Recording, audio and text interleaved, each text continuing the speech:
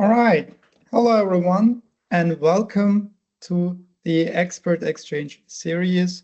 Today, we have the 8th Expert Exchange of the EcoJet project with the title Renewables Pull for a Just Energy Transition.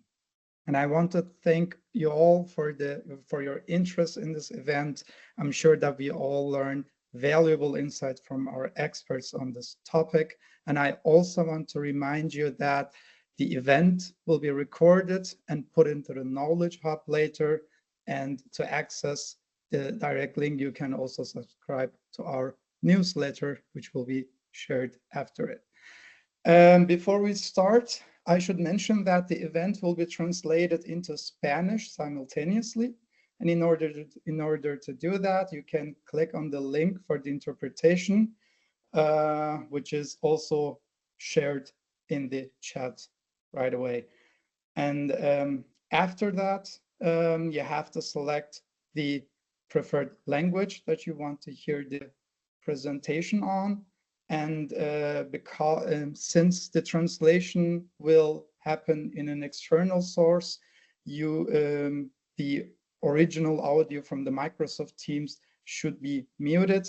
And this is done by either on the app or on the browser. So in the next slide, we will also go into that.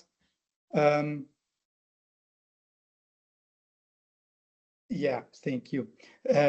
So if you're joining via the Microsoft Teams app, you can open the settings via these three dots on the top right, and clicking the audio settings that should lead you to mute the meeting via clicking the loudspeaker icon.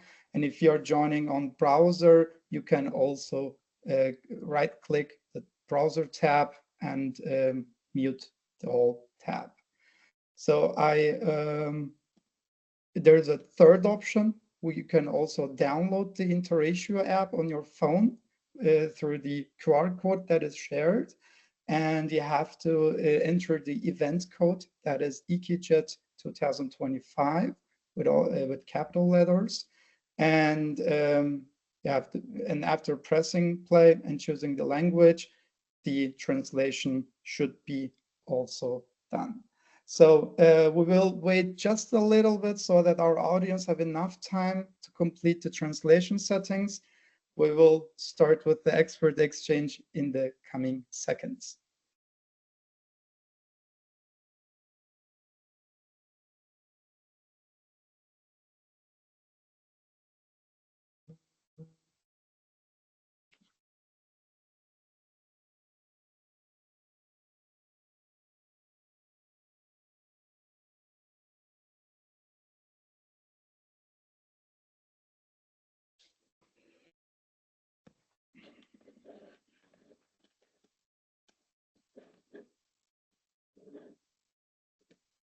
All right, I think we have waited enough, and I hope that all of the audience members managed to do the translation settings. And welcome again, and I'm pretty excited to introduce our experts.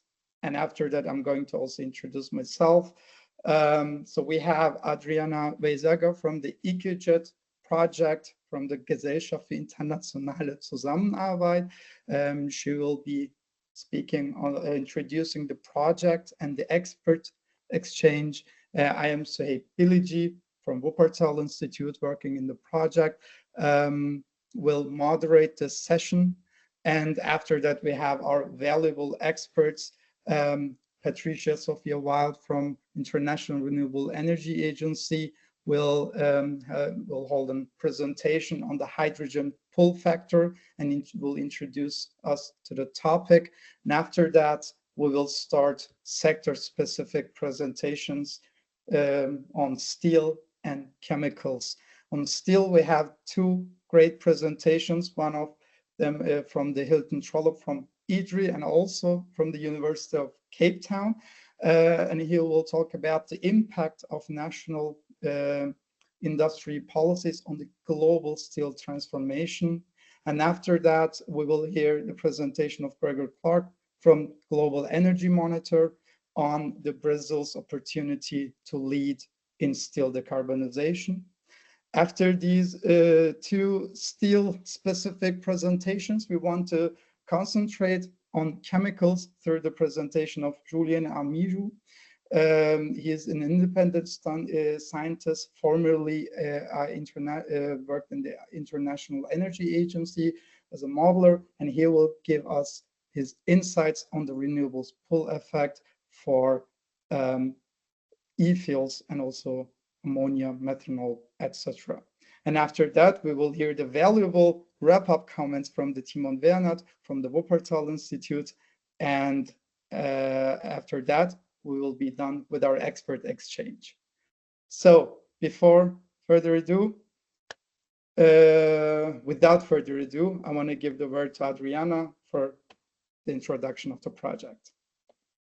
Thank you very much, Sujip. If you can still go one slide before. Yeah, before I start presenting the project, I want to thank you all for joining us.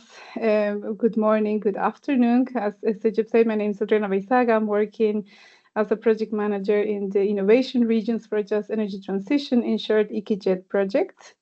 And I'm very happy that I get to introduce your project today. If you can go to the next slide, please. Great, thank you. The project is being funded under the International Climate Initiative of the Ministry for Economic Affairs and Climate Action of the German government and co-funded by the European Commission. Our project has a global approach with in-country interventions in Indonesia and Colombia, and it's been implemented by several institutions, the International Cooperation Agency of the German government, the GIZ, the Climate Action Network International, the International Institute for Sustainable Development, the International Labour Organization, the Solidarity Center, Union Abroad, AFIDA, and the Wuppertal Institute for Climate, Environment and Energy, who are principally introducing this event today. Our project has started in December 2022 and will end in January 2027. And yeah, if you can go to the next slide, please.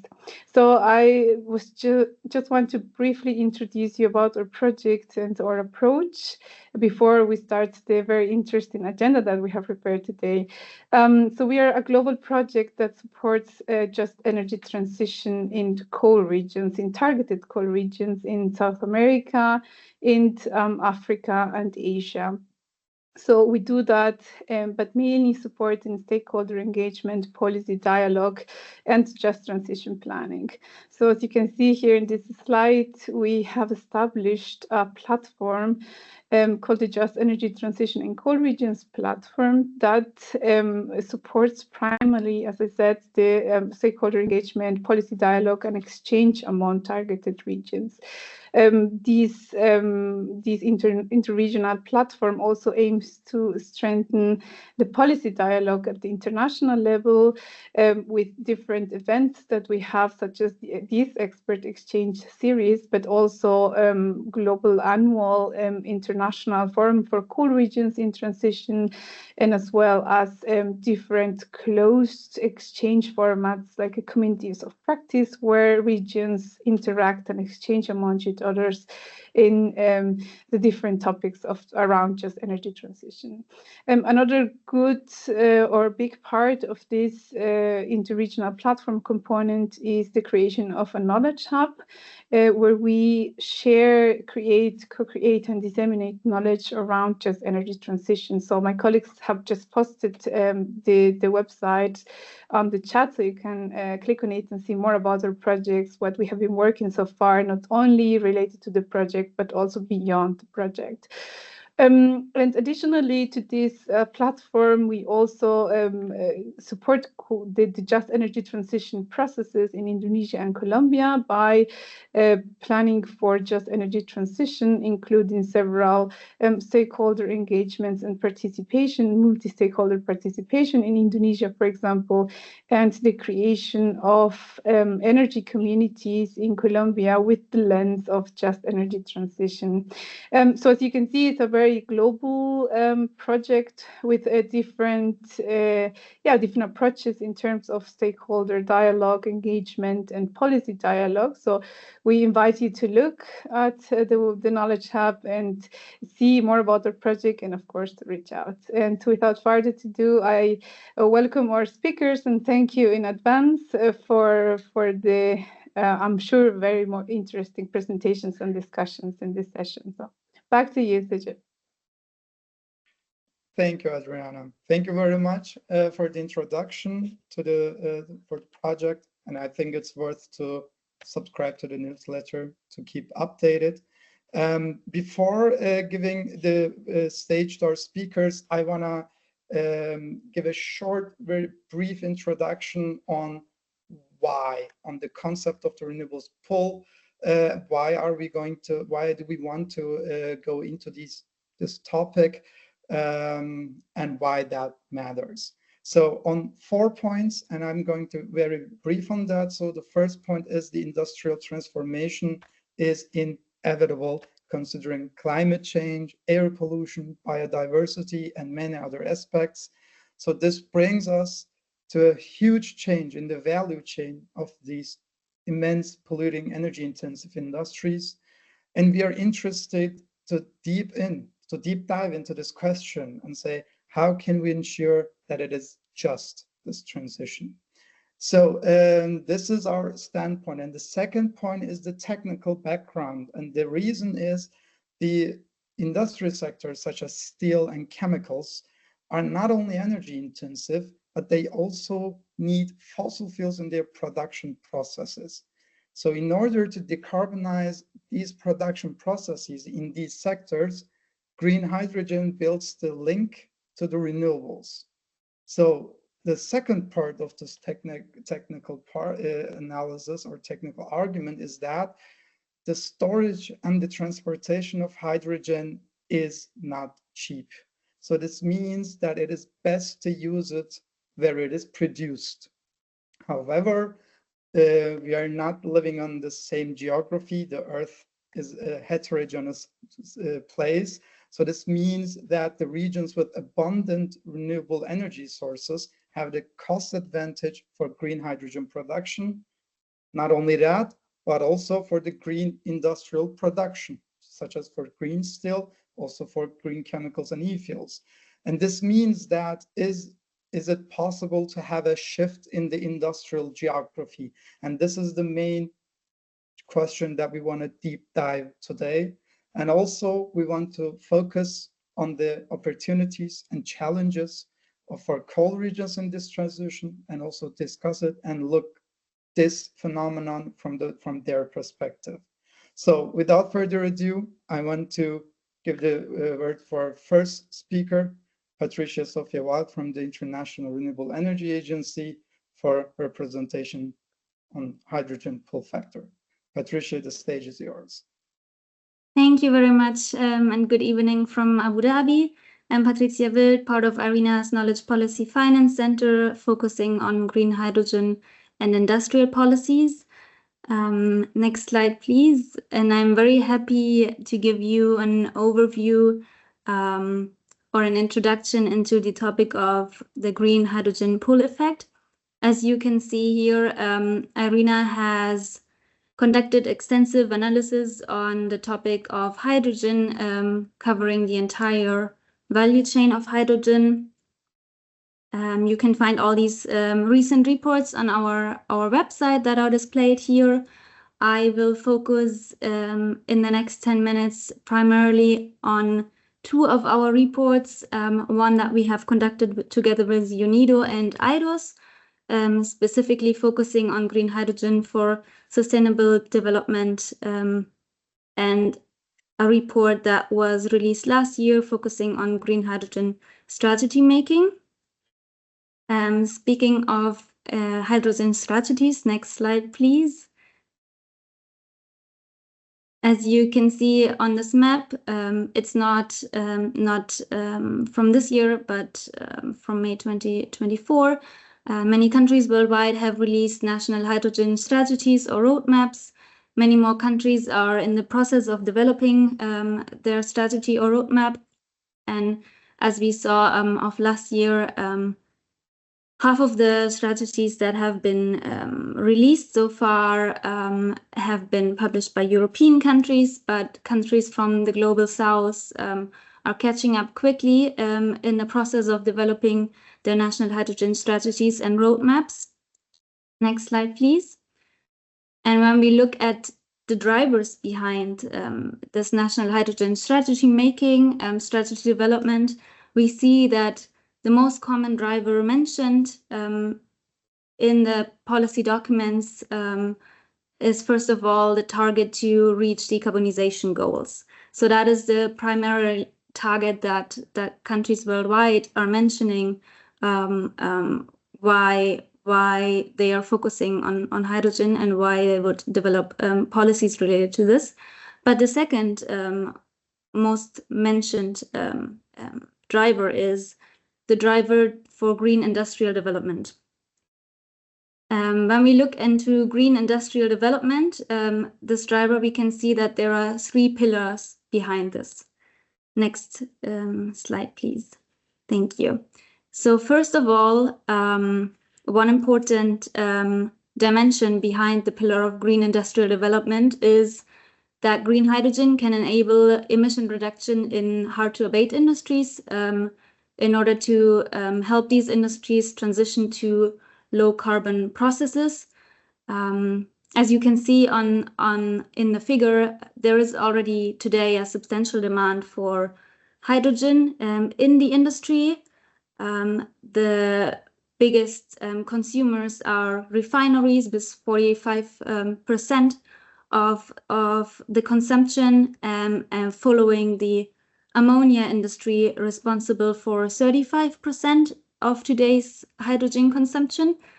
So these industries could transition to green hydrogen in order to decarbonize.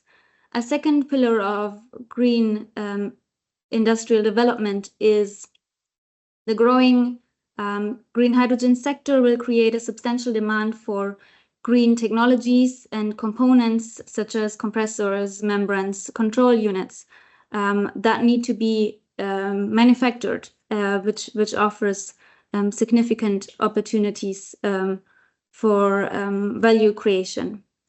Next slide, please. Thank you. And our analysis suggests that in 2050, only 25% of the consumed hydrogen will actually be traded globally. Due to the challenges in transporting hydrogen and the related costs, we expect that ammonia and methanol will play a significant role as an hydrogen carrier, of course, also as a feedstock for consumption as well. So since hydrogen transport faces numerous technological, but also economic and eventually also geopolitical barriers, at the same time, the localization of hydrogen demand can create a demand for hydrogen, which drives the hydrogen sector forward. So green industrialization, the use of the production of affordable green hydrogen can drive industrial development and leverage renewable energy resources to attract new industries, new green industries, and create industrial clusters and focus thereby on sustainable products, which then can trade it more easily due to lower transport costs. Next slide, please. And we do see a shift in the focus of countries in their hydrogen policy making, specifically in the national hydrogen strategies that are released. So more and more countries from the global south are shifting their focus, recognizing the potential for domestic decarbonization and for green industrial development. 2 examples where we can see this, for instance, are the UAE or also Kenya in their national hydrogen strategies. Next slide, please. And the shift in this narrative highlights the significance of green hydrogen production for developing countries, emphasizing the potential for socioeconomic development and value creation. The renewable pull effect thereby refers to the attraction of energy-intensive industries and investments as well in new industrial capacities in countries or regions that are abundant in renewable energy resources. And industries that are most likely to benefit from this are the steel industry and the chemical industry, specifically where semi-finished or intermediate products can be produced and then traded, or even also finished products that can be traded at a lower cost compared to the transport costs of hydrogen. And this, next slide, please. Thank you. This can bring benefits to both sides. So this can create a win-win situation for trade partners. So on the one side, specifically when we look into the case of steel, so by shifting into DRI imports, for instance, renewable scarce regions can outsource the energy-intensive process. Therefore, they lack renewable energy resources to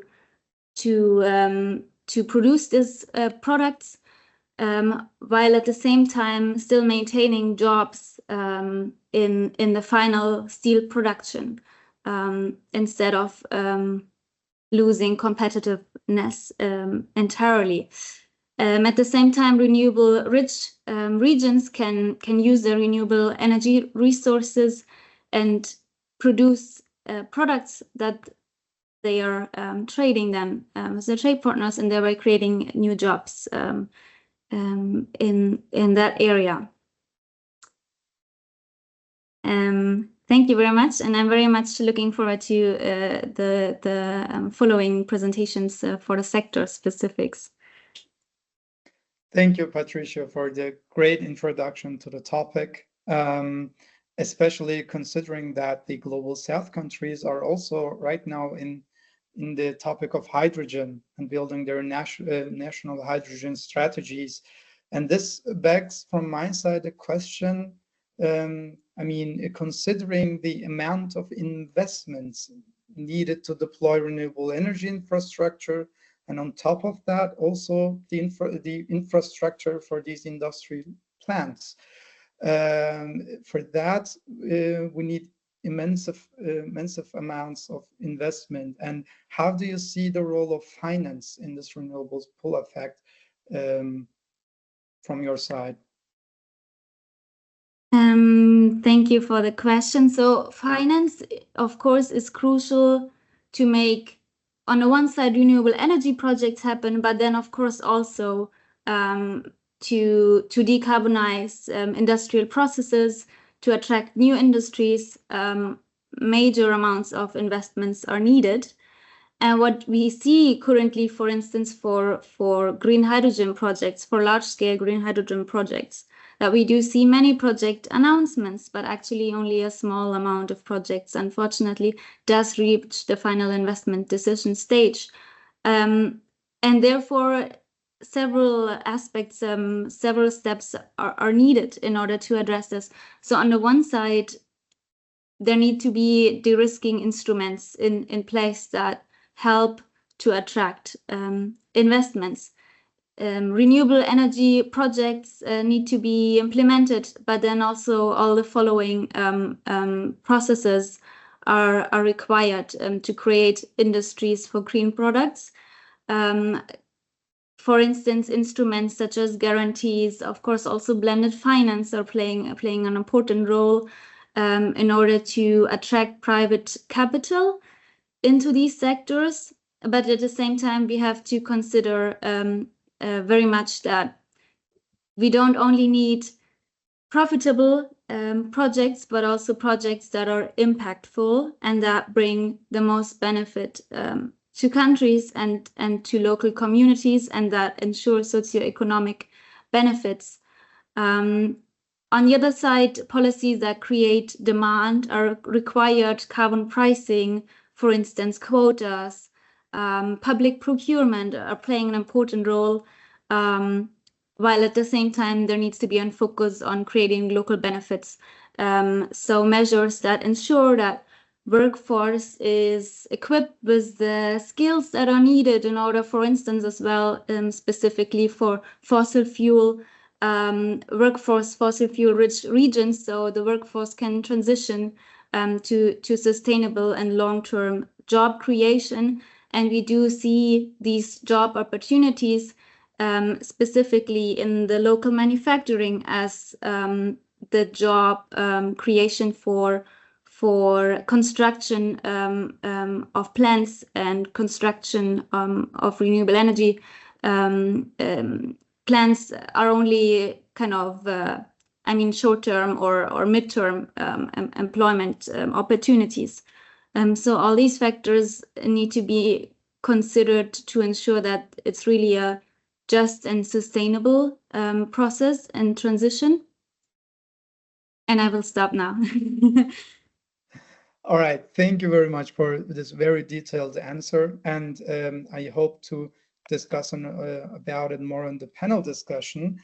And about that, I remember that I forgot to mention one thing to our audience, and that is, just like as I did right now, you can also put your questions into the chat, and we would be glad to take them into our panel discussion and forward them to our experts after the presentations.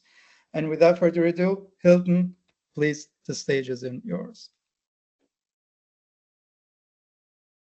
You are muted, Hilton.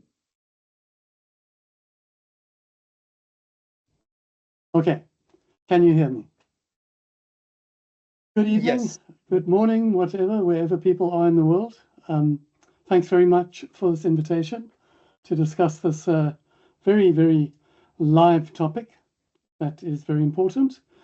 Thanks, Patricia. You've painted a very nice background for my presentation. So what I'm going to do with my presentation, I'm going to, the subject of the two subjects of the presentation are national industrial policies and global decarbonization. And what I'm going to do is I'm going to use the very specific example of green iron manufacturing, which is one part of the steel value chain linked to renewables and hydrogen, as an illustration to shine a light on national policies and global decarbonization. So it'll be a specific example. Next slide, please. So this specific example, green iron, what this graph shows is on the left, you've got a green iron exporting country like South Africa, Brazil, Australia. On the right, you've got a green iron importer. Lots of work has been done over the past 4 years. And what has become very clear is if you're an exporter and you've got two choices to export iron ore and hydrogen, or directly reduced iron made from that iron ore or hydrogen, you will have a much better value add directly. Also, if you're a developing country, you will have, it'll really support your industrialization, which is critical for some developing countries. If you're a green iron importer, if you choose to import hydrogen and iron ore, then you will increase the cost structure of your basic material iron into your primary steel sector substantially. So by not doing that, by importing from one of the sweet spots for green iron production, you could save a lot of costs.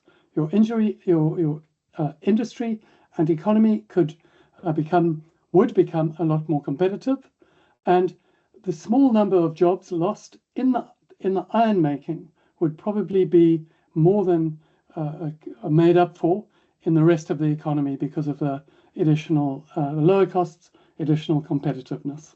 So the point is that techno-economically, this makes lots of sense. Okay, next slide, please. Now, it hasn't been happening. Well, it started to happen. Why not? If you look at this graph, this shows industrial policy, national industrial policies. You'll notice that in 2010, there were almost 0 national industrial policy measures implemented in the rich countries. That's the graph. Similarly, in the developing countries, very few.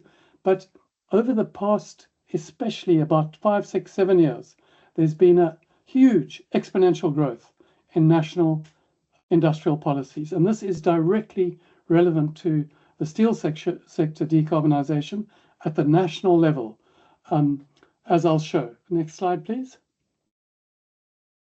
This slide, the left-hand part of the slide, don't read it. At the bottom, it says we're not going to get entangled in these. Industrial policy is very complicated, hugely contested, lots of debates. But there's been a huge growth in it, and I'm going to show you what it's done. Firstly, let's just take the very simple industrial policy goal: to address market failures, to provide public goods. What we know for a fact by now, and I'll tell you the story, to decarbonize the steel industry, we need industrial policy, historically. So I'm going to use the EU as an example. The EU has had 2 guiding principles for industrial policy. Not for industrial policy. 1, climate policy, emissions targets. 2, lead markets in industrial policy. And don't confuse lead market with public procurement. Next slide, please. So a lead market is an entire raft of policies, industrial policies: R&D support, national innovation systems, supply-side measures, demand-side measures, taxes, financial incentive standards. It's a raft of policies. Interestingly, the steel sector, up until very recently, and definitely up until about 2020, was just regarded as hard to abate in the EU and globally, and even in the EU with its winding down very national legislated emissions targets, etc., there'd been no actual progress in decarbonizing steel. Then on the right-hand side of the slide, in around about 2020, the Swedes, with their state-owned mine, LKAB, state-owned steelmaker, SSAB, and state-owned energy supplier, and large Swedish subsidies, capital subsidies, and large EU subsidies. So industrial policy plus more industrial policy with subsidies, state support, etc., managed to demonstrate that it is commercially viable, not competitive yet, to make green steel.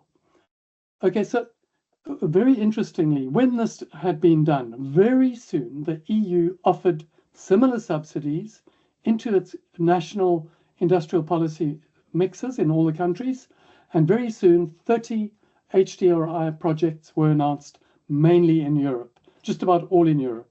So what this shows, an excellent interim result of national-based industrial policy. But it's an interim result, and I'll show you why, because it achieves some things, but it stops other things being achieved. So we've got to build on what we've learnt. So it only solved the challenge of EU emissions, but climate policy has to achieve a collective action across the world for the steel sector, and a lot of other work had also shown the steel sector has to be dealt with at a global level. Next slide, please. So the current situation is we've got this very large literature and initial success in steel decarbonization. We really understand the industrial policy, the economics, the technology, and we've got this initial excess. However, what the current situation we face is, and I'll just be very specific with it, if you are in South Africa and you want to invest in a green iron plant where you will make green iron from local renewable, which are incredibly abundant and cheap, local iron ore, and export that to Europe instead of, we do this at the moment, export iron ore, and the European Union is courting us for our hydrogen.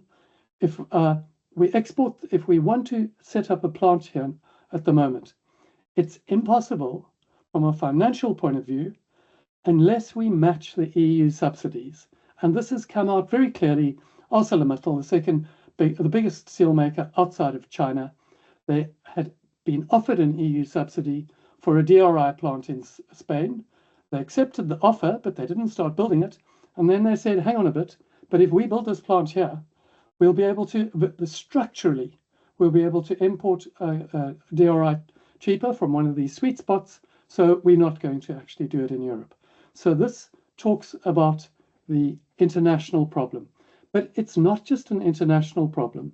So because Europe itself, or European countries, including the big concentrations of steel makers, they won't be able to benefit, or you won't, if I'm speaking to you in Europe, but we talk about they, we have to be careful when we say who is we and who is they and who is you, because often we just assume we are somewhere, we at the center of the world, if it's the USA or South Africa. But let's just be clear. European countries won't be able to benefit from importing low-cost HDRI because projects won't be bankable in the developing countries where the sweet spots are, because to become bankable, they would have to match the EU subsidies. And those the subsidies won't come out of the fiscuses of developing countries. Maybe Australia as a rich country might be able to match subsidies, I don't know, but not definitely not South Africa. So EU won't be able to benefit. Secondly, decarbonization of existing primary steel production in developing countries simply won't be able to happen, whilst this initial success also has its unintended consequences. And also, the global primary steel production will be slowed or prevented until we solve until we move to the next step based on our learning up until now. Next slide, please.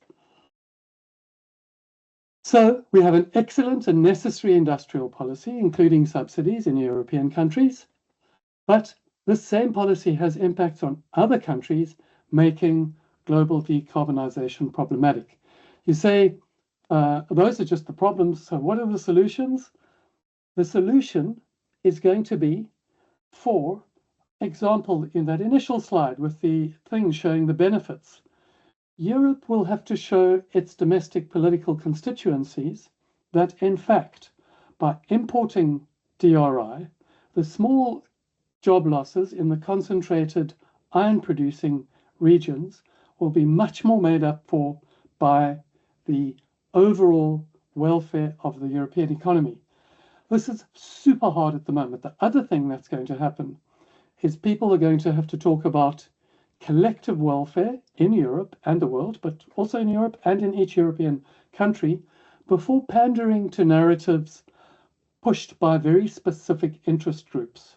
So statements about when I sit in South Africa and I hear the president of the EC saying, we are not going to lose any industries, we have to say, you're not going to lose any industries. We're just going to shift industry around. You'll end up with a better, more competitive steel industry, and we'll end up with an iron-making industry. And instead of sending you iron, we'll send you green iron.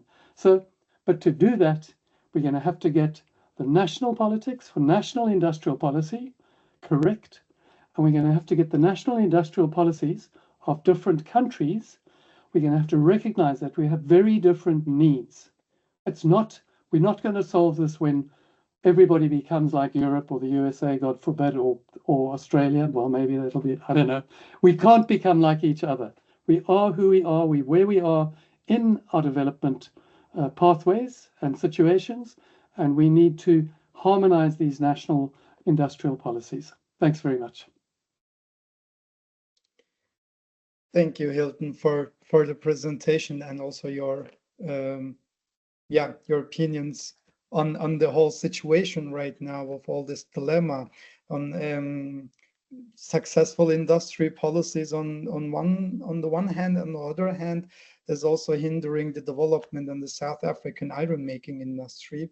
And I wanted to ask you very shortly, what should happen so that we would have a more aligned international industry policies, which brings us to a shared value chain, but also where the needs of each nations or countries are also covered, so to say. In one or two sentences, by the way. Thanks for the question. So yeah, so I'm actually going to be a bit difficult with the answer, but short. I'm going to say all grand plans which rely on big meetings where general collective action will be agreed on by consensus won't work. No fundamental transition in the history, in economic and technology history, apart from maybe the French nuclear energy, has been pushed by a top-down grand plan. Typically, these kinds of innovations happen with alliances of first movers that both navigate the initial policies, but also engage with governments to adjust policies so that initiatives can get going. So minimal groups are consisting of miners, equipment suppliers, iron makers, steel makers, renewable energy equipment makers need to get together and make their plans work sort of within the existing policy, not changing at all, but then also working with governments to adjust those policies to make their plans work. And that is the optimistic future I see. And we're already seeing signs of that with very interesting alliances forming between across regions and nations and types of company, renewable energy and iron miners, steel makers, etc. All right. Thank you very much, Hilton, for your valuable insights on the topic again. All right, then we will have our second steel specific presentation from Gregor Clark from the Global Energy Monitor. Gregor, the stage is yours. Thank you, Suhaib, and greetings to everyone. I wanted to just... If I interrupt, I cannot see your video, Gregor. Can you maybe close it and open it again? Yes. Can you see me now? All right. Yes. Okay. Right. Good. Sorry about that. So I wanted to just set the stage here. I'm going to be talking mainly about Brazilian steel and iron industry and its opportunities for decarbonization. But I also want to give you, next slide, please, a little background on my organization, Global Energy Monitor. We're an international nonprofit, and we go by an acronym GEM. And GEM's mission, in a nutshell, is to build an open guide to the world's energy system in support of the clean energy transition. So first and foremost, we're a data organization, and what we do is we gather data on literally tens of thousands of energy assets at the plant or unit level and make that information available to the general public for free download and reuse. It's all available on our website, and all of the sources we use in researching are also available through wiki pages that we put together for every single asset we track. And right at the moment, we're tracking well over 100,000 individual energy generating assets, but we also track other infrastructure, including, for example, pipelines, LNG terminals, and most importantly for this presentation, iron and steel plants. So what are we trying to do with this data? Why is it useful? This kind of granular facility level data is needed for climate research, and it's being used by all sorts of people, academics, media, and so forth, and then for campaigning, energy transition planning and modeling, health and pollution modeling, mapping, finance, and many other purposes. And our data is unique in the sense that neither the IEA, IRENA, or any other agency provides this kind of data at this level of detail internationally. Next slide, please. So I want to focus on our trackers in our heavy industry program. As I mentioned, we've got about 24 trackers at GEM, and among them is the Global Steel Plant Tracker. That was our first heavy industry tracker, launched in 2020, and it offers plant level tracking of steel plants with at least 500 TTPA of crude iron or steel capacity. And we track well over 1,000 steel plants worldwide.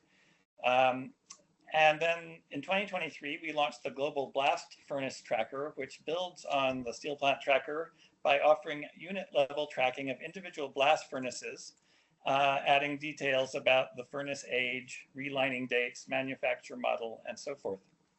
And between those two trackers, we cover more than 90% of the global iron and steel capacity. The part that we don't cover is all under that 500 TTPA threshold. And next slide, please. And the heavy industry program is actually growing rapidly. We launched in November last year our global iron ore mines tracker, which offers mine level tracking of iron ore mines around the globe, several hundred of those already. Next month, I encourage all of you to go to our website and sign up for this. We will be doing our release of the next release of our iron and steel tracker, and for the first time we'll be tracking electric arc furnace feedstock along with everything else. And finally, later this year we'll be launching the global cement and concrete tracker, which offers plant level tracking for cement and concrete plants around the world. Next slide, please. So what I'm going to be talking about for the rest of the presentation is excerpts from this report, which we put together about 6 months ago. Jim, in addition to providing data, also does periodically publish briefings and reports to put our data in a larger context.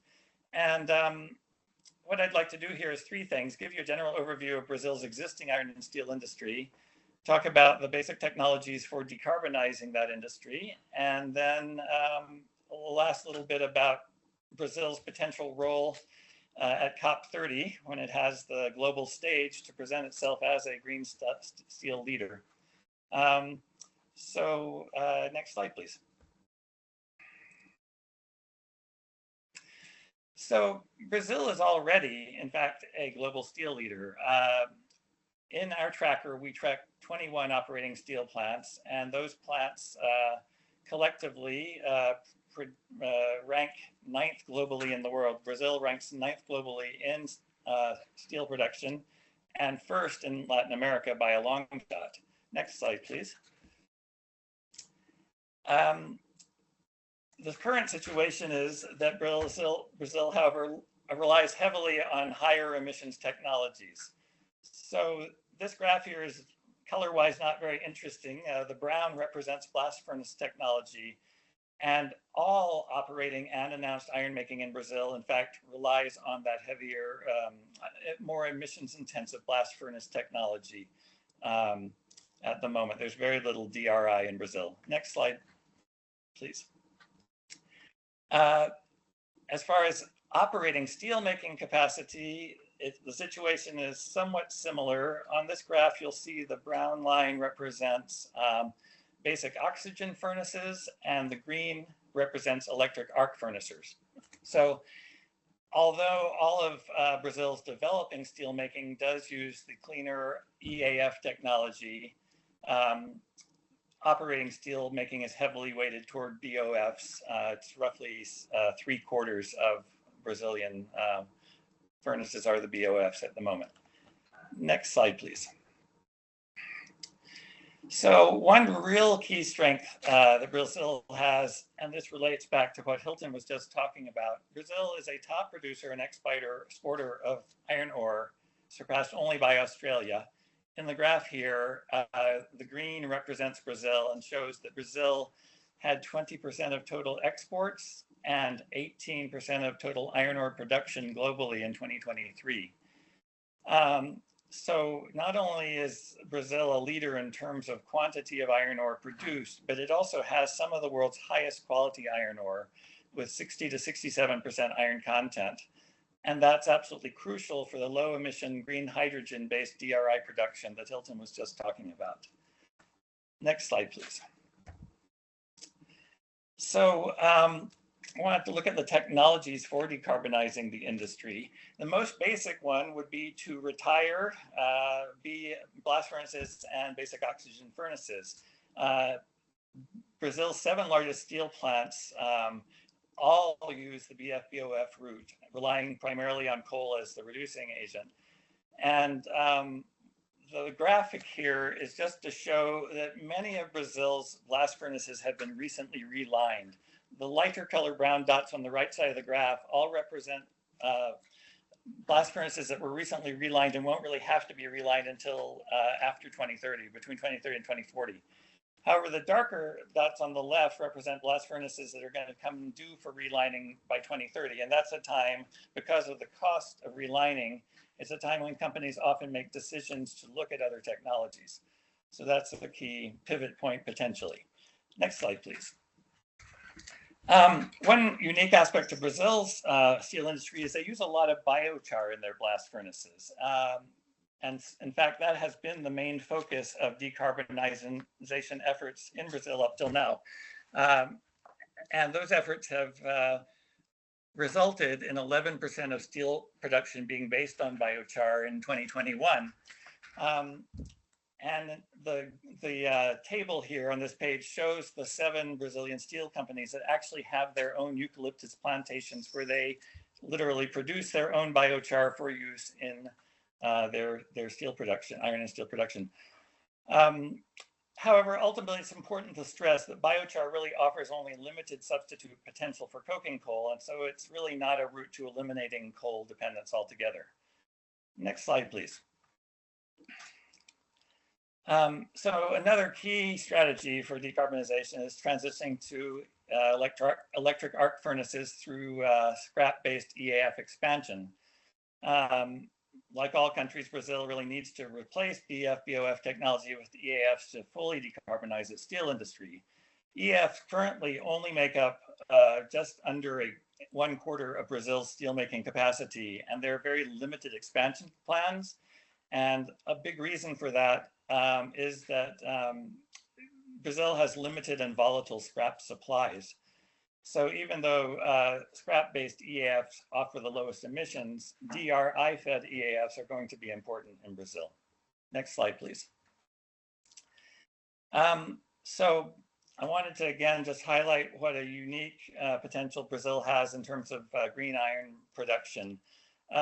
Because of its abundant high-grade iron ore and equally important, its huge reserves of renewable energy, Brazil has strong potential to develop hydrogen-based DRI locally and export hot briquetted iron as a higher value added product.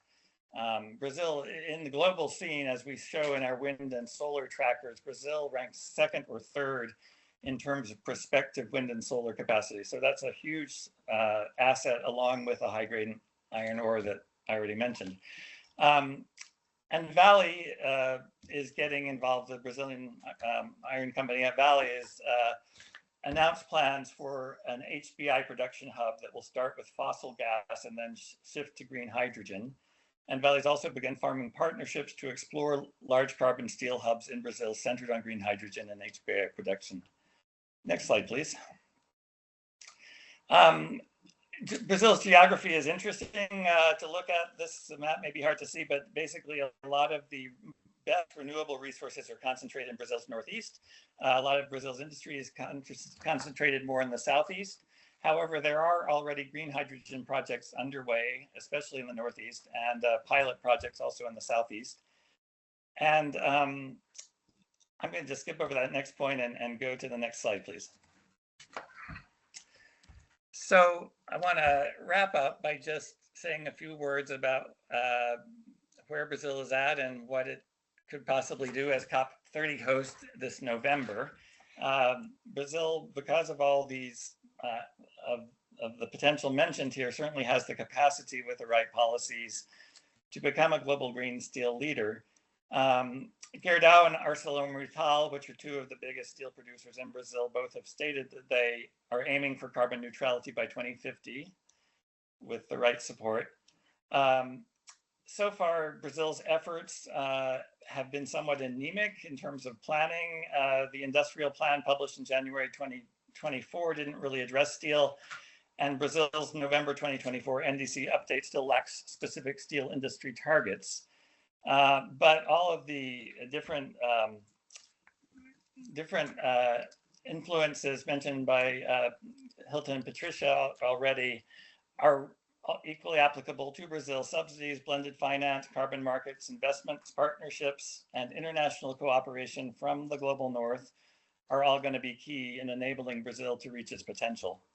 I wanted to just flag just 3 promising current initiatives that are underway to decarbonize the sector. And there's actually a couple of audience members here, I believe, from a Brazilian group, E+, who might be able to speak more about these if there are any questions about this in the second section based on their local expertise.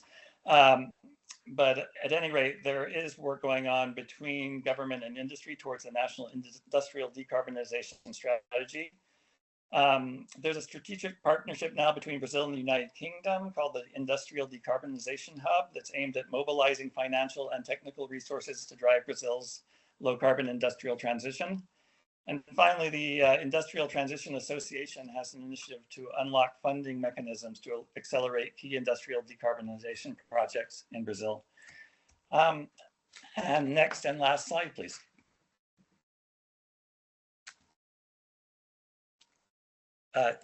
Next slide. Or is that it? I have one with contact information for Jim, but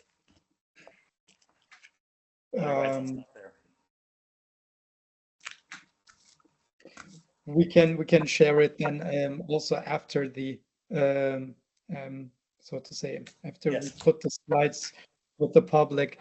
Gregor, thank you very much. Thank you very much for the presentation and also giving your insights on the potential of Brazil. And I wanted to ask, it's also a little bit coincidence that it's also relative to my PhD. If we look at the global iron ore exporters, we see 3 countries, the biggest 3 countries, namely Australia, Brazil, and South Africa. So they are the 3 biggest net iron ore exporters in the whole world. But not only that, the 3 countries also share another feature, and they all have very good renewable energy sources. So do you see also the same potential for Australia and South Africa, or is there something specific for Brazil in this point? No, absolutely. I would say there is a great opportunity for all 3 countries to lead in green iron production. And again, both Australia and South Africa have high quality iron ore. And they also, as you just mentioned, have enormous potential with renewable energy. I want to flag Australia in particular, I know is already investing in green hydrogen infrastructure, which is a big piece of the puzzle. So that additional H2 infrastructure build out with support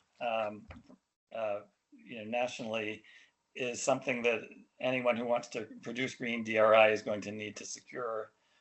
And so any country such as Australia that's making those kind of hydrogen investments now is already well positioned to move forward. And yeah, I know that also as far as Australia is concerned, they already have 3 major green steel projects underway. I believe they're all in Western Australia, which is where most of the iron ore mining is done.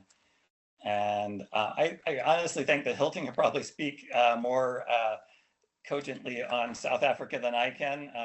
But again, in terms of just the data that we have available, we do have not only our steel tracker, but our wind and solar and other trackers. And you really can go in and get a picture of the geography of these kind of things on our website. So I'll leave it at that.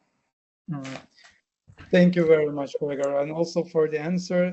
For me, I lost many hours just losing myself in the maps of the Global Energy Monitor, and I also suggest everyone to just go look into that. And also oil and gas pipelines and infrastructure. It's a very good database that is published with the people. So our next presentation will be about the renewables pull effect for e-fuels, and for that we have our independent scientist Julien Amijo. Julien, the stage is yours.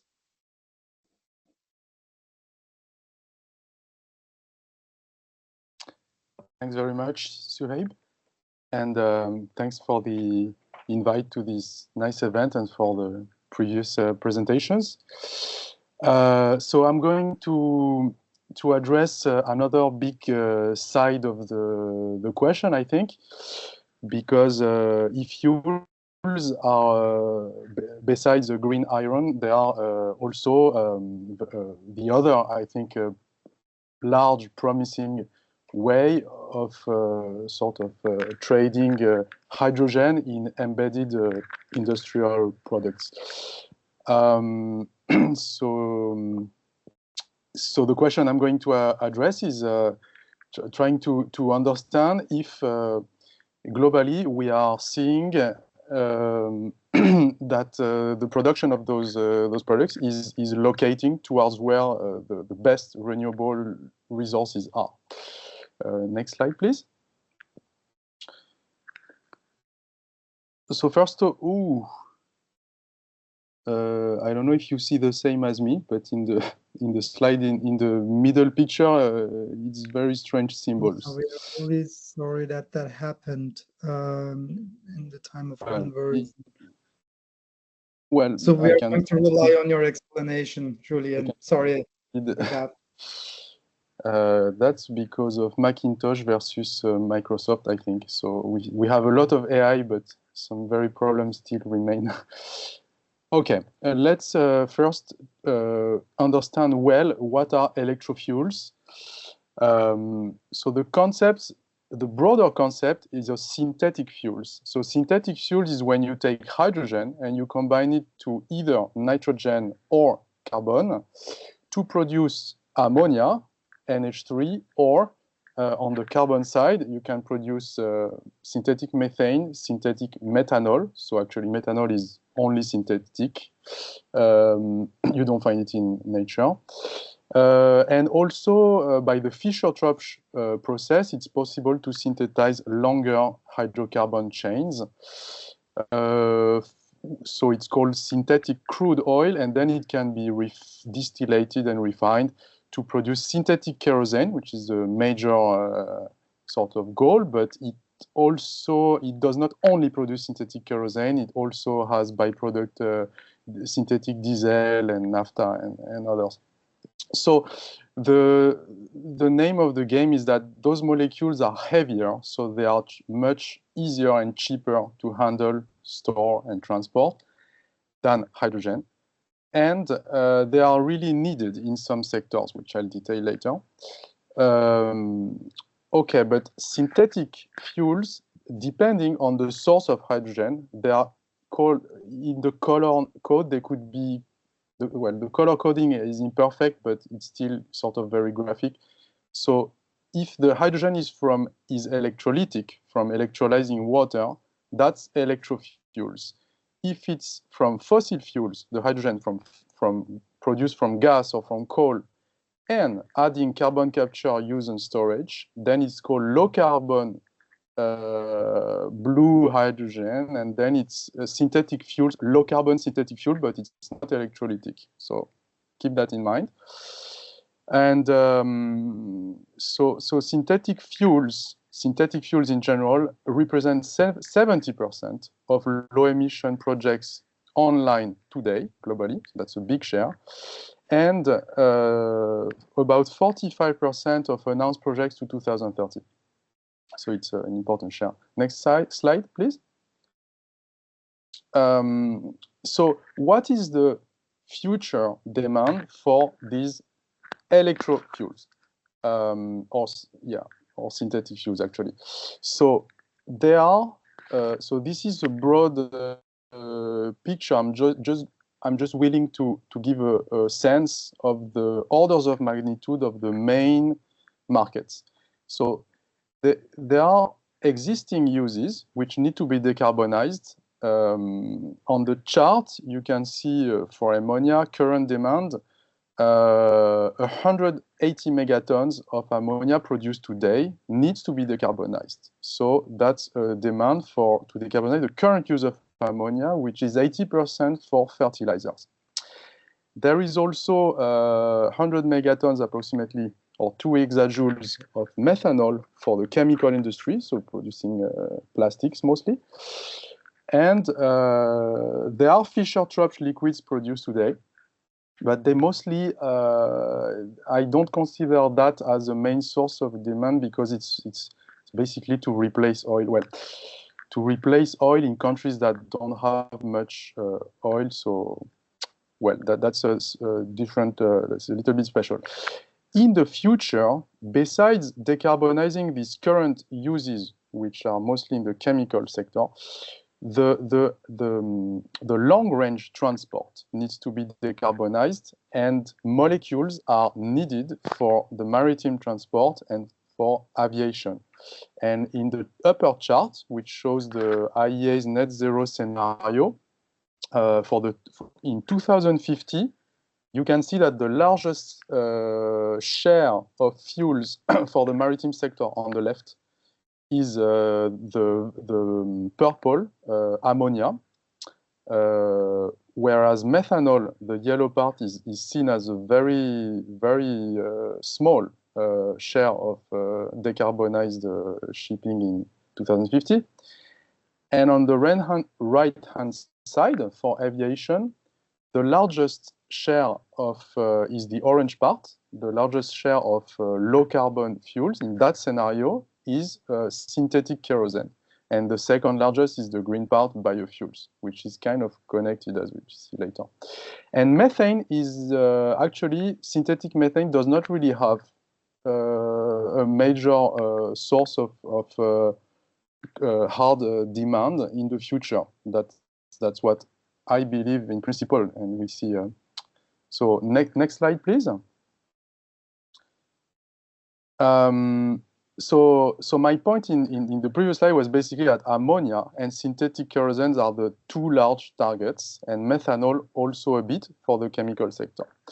So what do we see in this slide? There's a lot of stuff, but let's go step by step. This is from the latest IEA report on hydrogen. On the left part, we see the historic progression of projects online for synthetic fuels. And I make a notice that electrofuels are only 1/3 of what we see there, okay? So 2/3 are from fossil-based plus CCS, which are not electrofuels.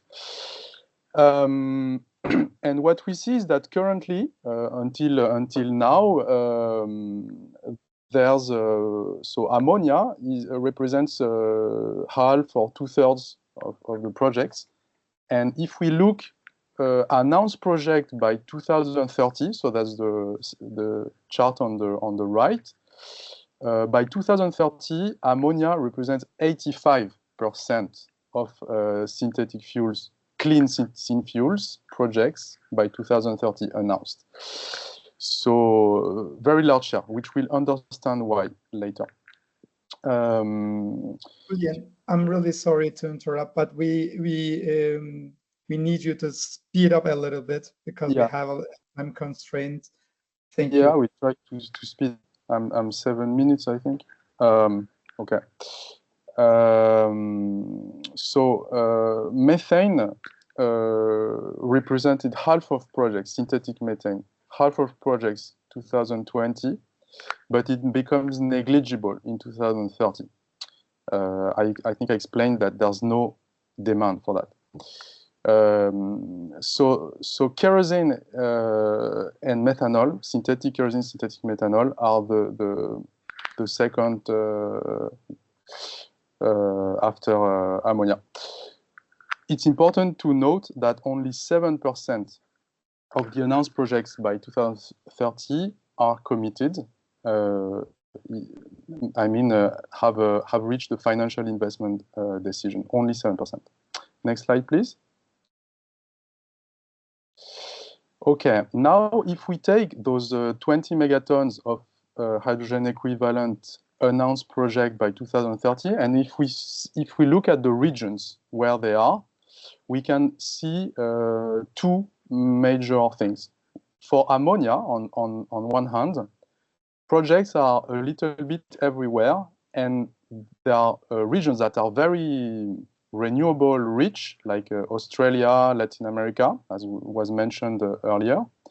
They have a huge, and they have a lot of projects for renewable ammonia.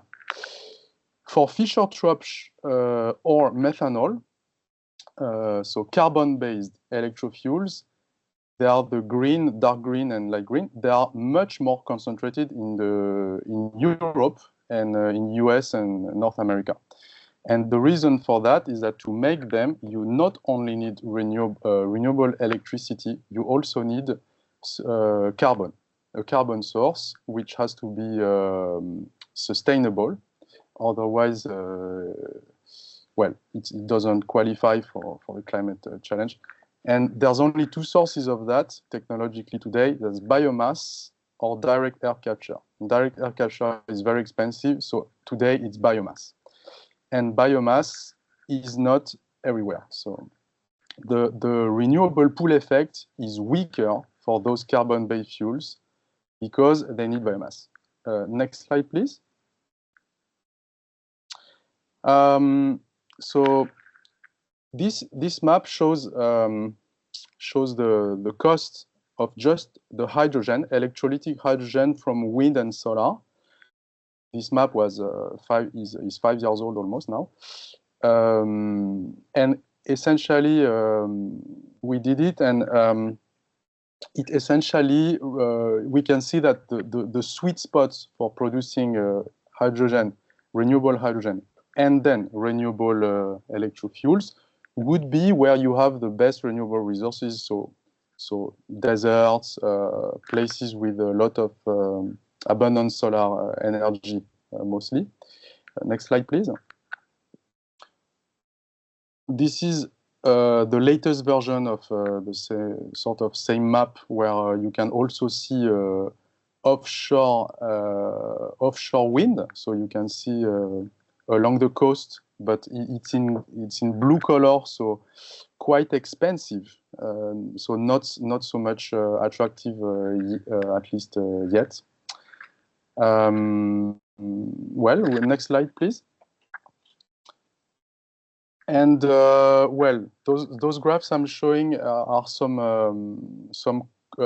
cost modelings we did. So you see on the left ammonia, on the right synthetic kerosene from renewables. And you can see the locations that were shown as stars on the previous map. They are all shown here. And essentially, what you see here is that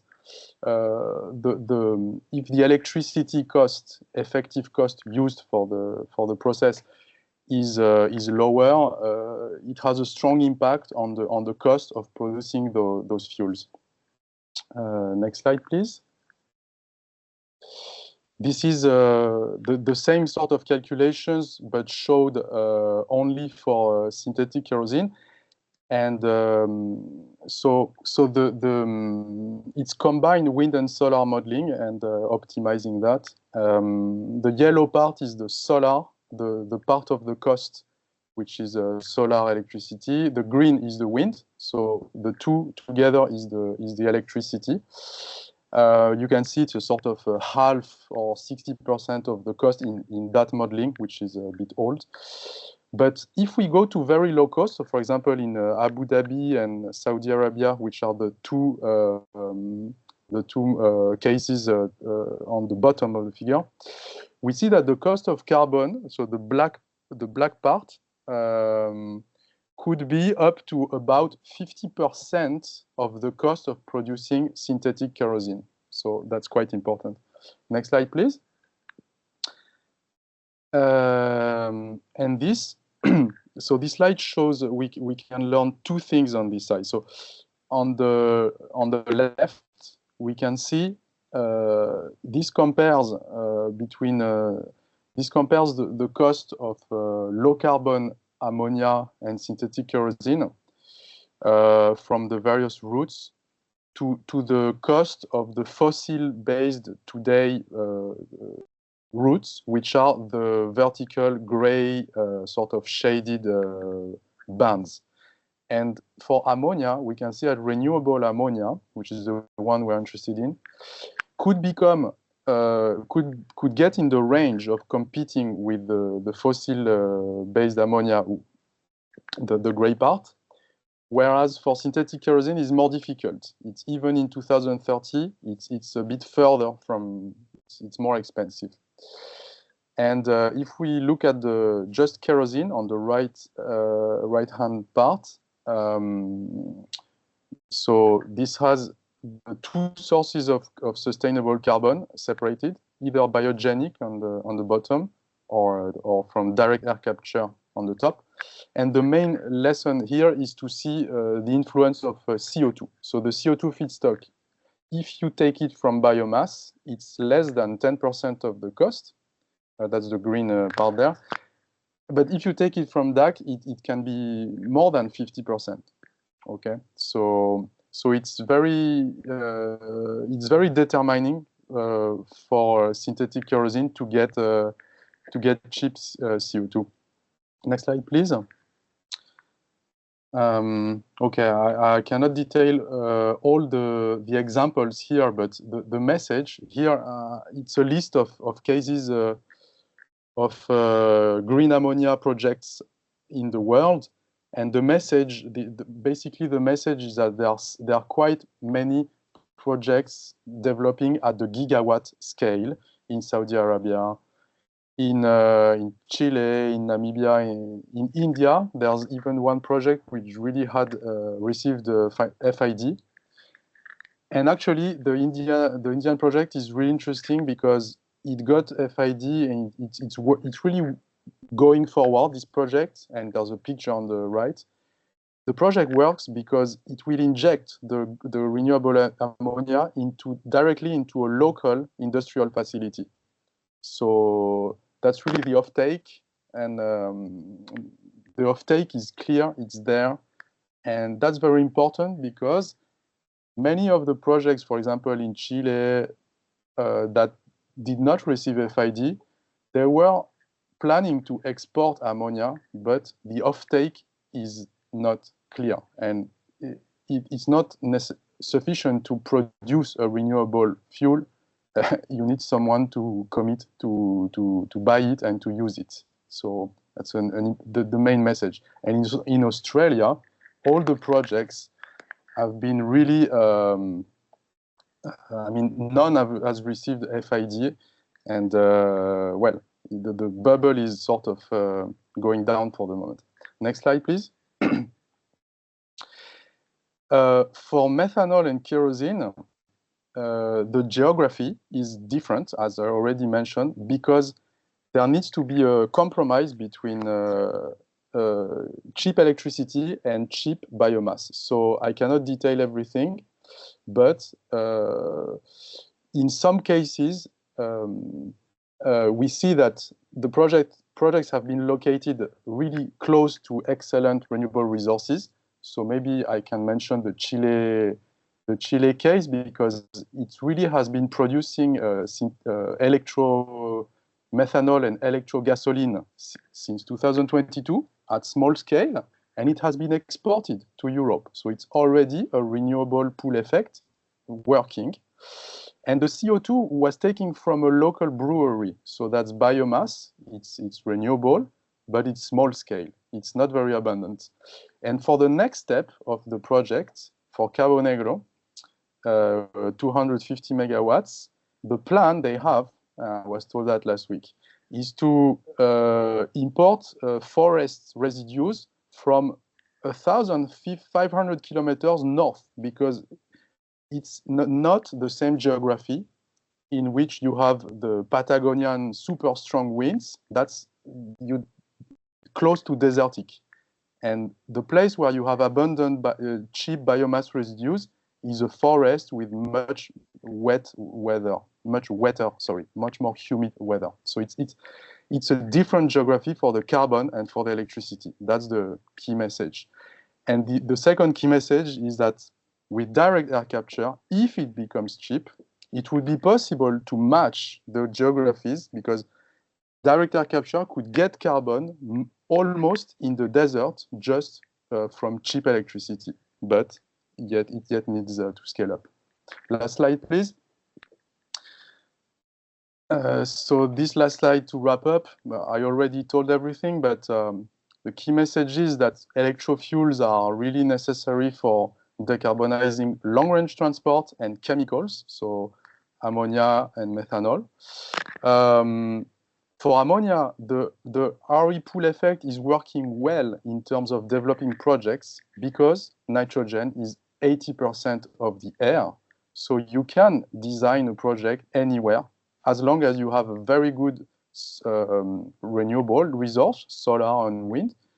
If you have water access, so being close to the ocean, well, you need desalination. And so typically, coastal deserts are areas, Namibia, Chile, Australia, are the sweet spots for those kind of projects, and they can scale very large, gigawatts, very easily, but they need the offtake, the markets, the regulation, and that's missing for the moment. And for methanol and Fischer-Tropsch, the effect, well, what I said before, it's not as strong. It's not possible to, for example, actually, there's a project in Morocco. They are planning to bring biomass from France, from the south of France, because on the coast of Morocco, there's no biomass, there's no carbon. And they still want to produce methanol and Fischer-Tropsch kerosene, but they just don't have the carbon there. So that's the main challenge, I think, and sustainable carbon, in my opinion, is a key bottleneck for all these sustainable products. Thanks. Sorry for the time. Thank you, Julien, and sorry for my interruption early in the thing. I kind of saw that we won't have any time for panel discussion and kind of got excited. But very, very important insights, especially in terms of sustainable carbon being a bottleneck in this investment decisions. Because the first thought that pops into the head is these are energy intensive processes, so electricity would be the most important factor. But thanks for putting the lights on this topic. And I wanted to ask you the following. So, but please a short answer. What do you think of the role of water in the whole renewables pull effect topic? Because water is also a scarce region, and the places that have the most sunshine happens to be also have dry weather. Is that also a limiting factor from your perspective? Yeah, well, many of those coastal desert mega projects, they are planning to build desalination facilities. This is really the only option they have, because you need water you need to electrolyze water, you need water, and you also need water to cool all the electrolysis system, and that's a big part. I think perhaps it's a bit too early to see how that develops. Also, for the projects in China, in Inner Mongolia, in that part of China, the north part of China, there's a lot of big projects developing, and I'm really curious. I don't know where those projects will get the water. I wish to find out. It's a very good question, honestly. A bit too early to give a full answer, but it needs to be checked for sure. All right. Thank you very much again. So we have the last 5 minutes, and until now I see only one question in the chat about CBAM and its influence on green industrial development in the global south. However, I want to leave it on that because we have time budget, we have the last 5 minutes. So I would like to invite Timon here to give his briefing on the discussion. And so what did we learn, Timon, today from your perspective? Yeah, it's sad. I would have loved to discuss the CBAM, especially, I guess, Hilton, you have a lot to say on CBAM, but I would have loved to hear that from others. Their view also is that an opportunity for the global south, or how yeah, what does have to come along with it to make it an opportunity? I'm extremely bad at summarizing, and I thought I make the joke that actually I'm totally the wrong person because I'm a coal expert, but actually it is not a joke. I realized when I heard your presentations that I've been working on coal regions and doing research on coal regions for the last 10 years, and now the details you've gone into with the question of renewables pull is really a massive detail. And I don't know, when you talk to people in coal regions, it's often like, oh, we did coal in the past, but maybe we can do green hydrogen in the future. I would love to have you, Julian, with me in those discussions when just looking at the map, looking at the details and the figures you showed. I think that would definitely enrich some of our discussion on how easy it is it actually to produce green hydrogen? Is it competitive? And then in e-fuels, I try to avoid e-fuels, but I think I need to look into that in a bit more detail. I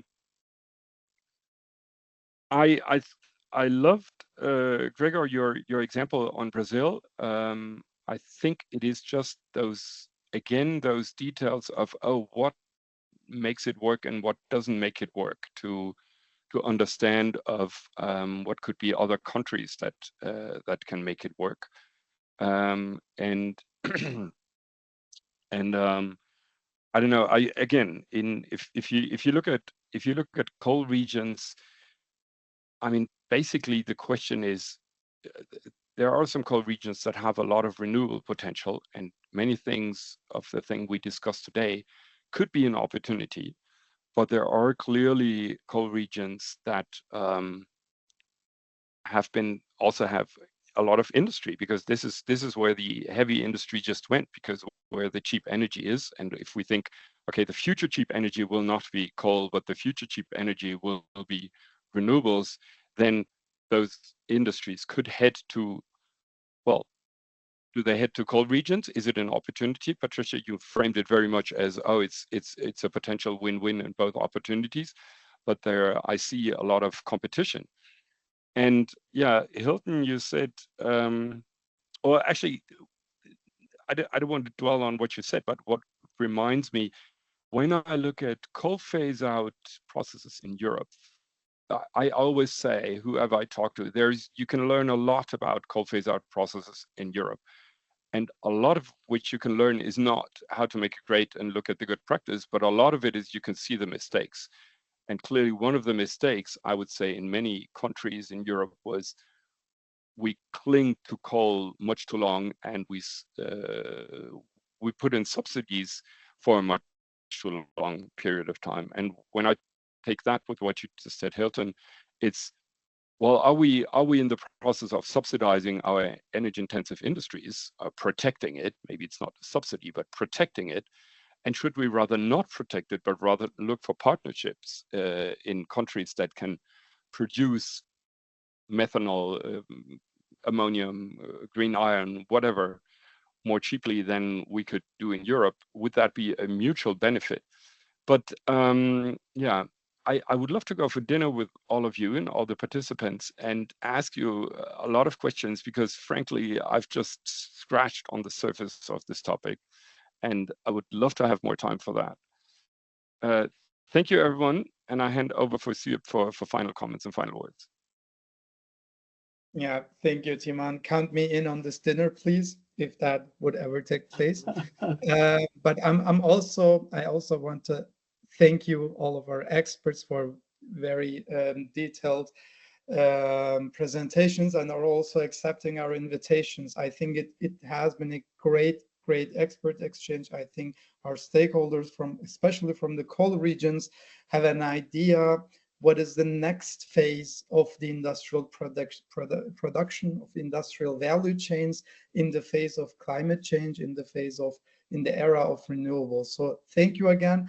I am really sorry that we couldn't have time for a panel discussion, but I hope that we kind of made it up through this quick questions right after presentation. So for our participants, your feedback matters, and we would be glad if you spare 2 minutes of your time to share your thoughts about this event. And we also thank you for participating here and taking the time to hear our input. And see you next time in the next expert exchange of the EKJet project. Thank you again, and have a good evening. Thank you, Soyeb, and everybody else. Thank you. Thank you. Bye.